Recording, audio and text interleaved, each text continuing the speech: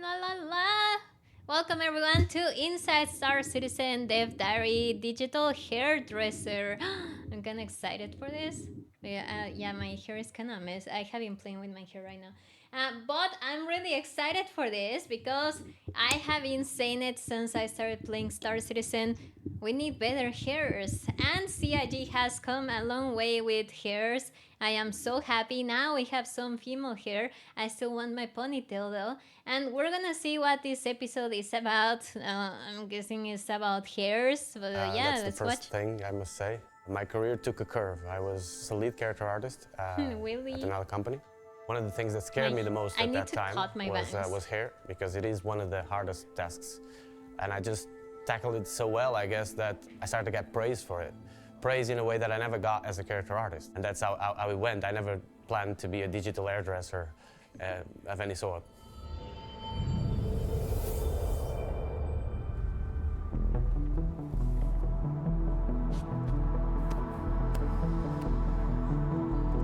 I've been in love with Star Citizen since ever. It's been actually my dream for all along. When I started learning character art, this is what I wanted to work.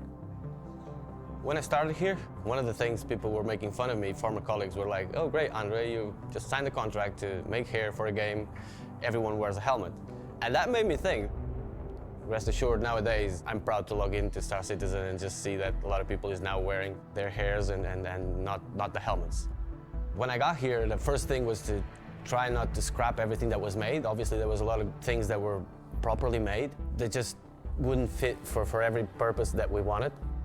The first hair I created took me a bit of time. The first results were kind of disappointing.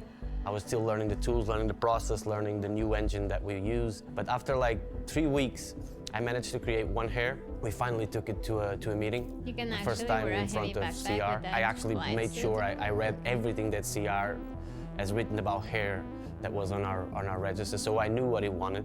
I think that was kind of smart because it had an impact on him immediately. The next morning after that meeting, I wake up with a message on our creative chat saying something, how happy he was that we had finally someone that was tackling hair in the way that he wanted. And I'm like kitten penguin, all right, yeah, but I feel we're like on the that's right a path, I bug. thought. I feel like that shouldn't.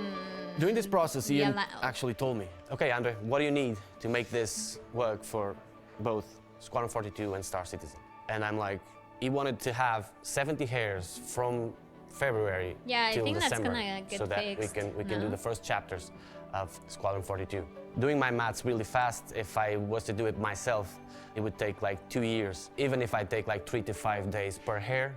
Normally a hair before I arrived was taking 20 to 40 days. The only solution was to hire more hands, to hire more people, and I needed people that would hit the ground running. It had to be people that I knew that could do the work. And in that sense, I presented the proposal to Ian and to CR. They agreed to everything, and that's how we did it. We basically put the guys in.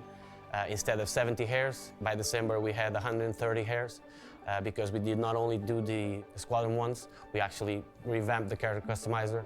We added beards, which weren't even in the plan back then. It was a bet, a risky bet, but I took the process under my wing. I grabbed the guys, and it worked. So, and for that, I got some praise and got some recognition in the company, which comes with the risk that I've taken, of course. So where do we start with the hair? There must be an idea first, an intention, of course. Star Citizen is a bit different from Squadron.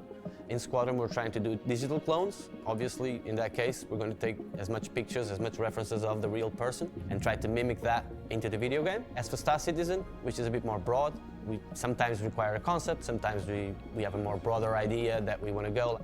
We are production artists, we are not concept artists, so that's not what we do. What we really need to work is that the idea comes solid at us and it's very clear what's intended. Whatever references we can use, we make a mood board, and from there, we start our own development.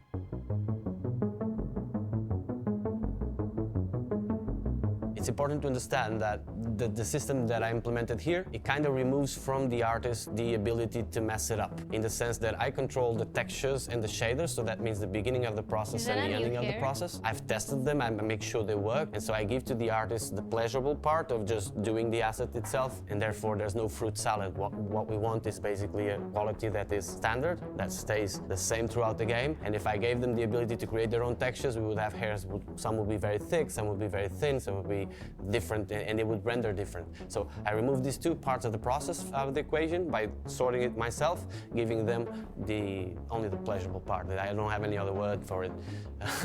Sounds kinky, doesn't it?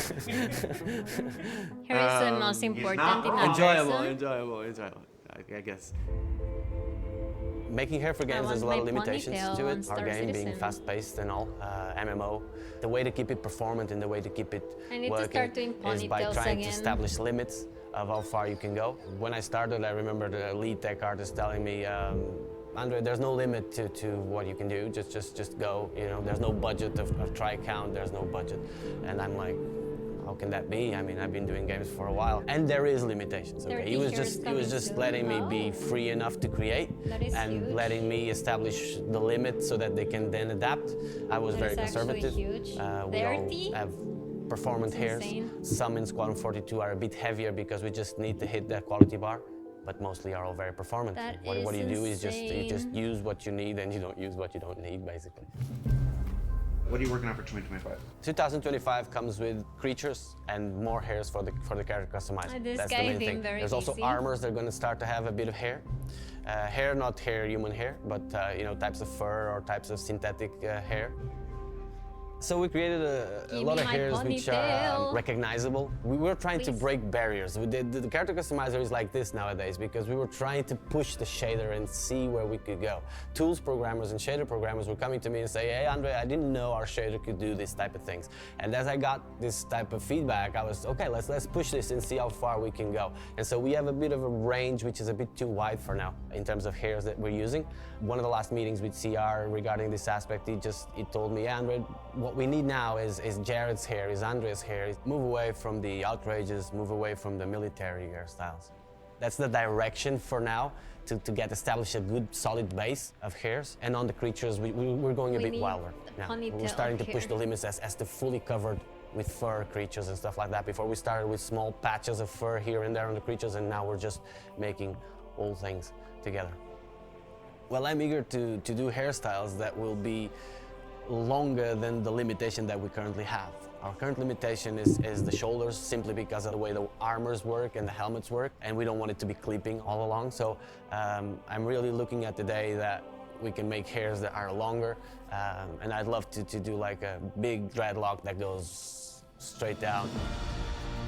Yeah, so I'm really Yes. proud of my team.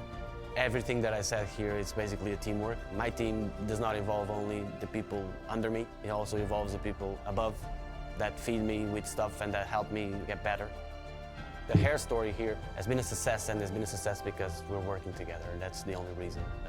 I wouldn't be here talking or doing anything. I wouldn't have been at CitizenCon stage without any of them. So that's very clear to me. We are now through a moment that we can create any hairstyle that we want. And I'm very proud of that.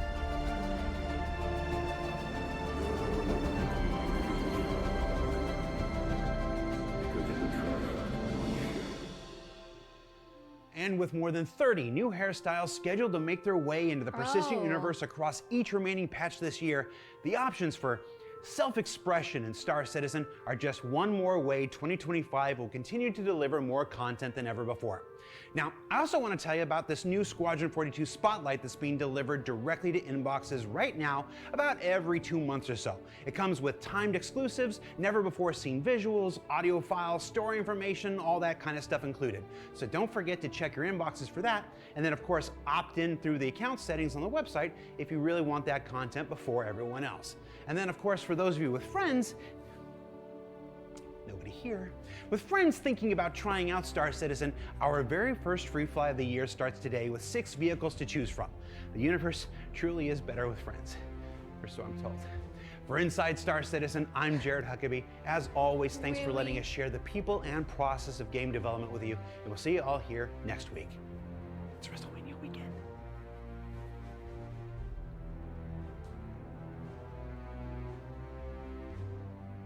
All right, that is pretty exciting. I'm pretty excited to see the new 30 hairs that are coming up. And yeah, I hope one of them is a ponytail, a really big, long ponytail. But yeah, thank you so much for watching, and I will see you the next episode. And you can catch my streams live in this channel. If you want to watch me live and see some gameplay, I have my joysticks. I haven't really flown in like a year and a half. I have played Star Citizen, I just haven't flown with my joysticks. So yeah, maybe tune in to see the road to getting back to flying. It's gonna be fun, I hope. But yeah, I will see you around. Bye.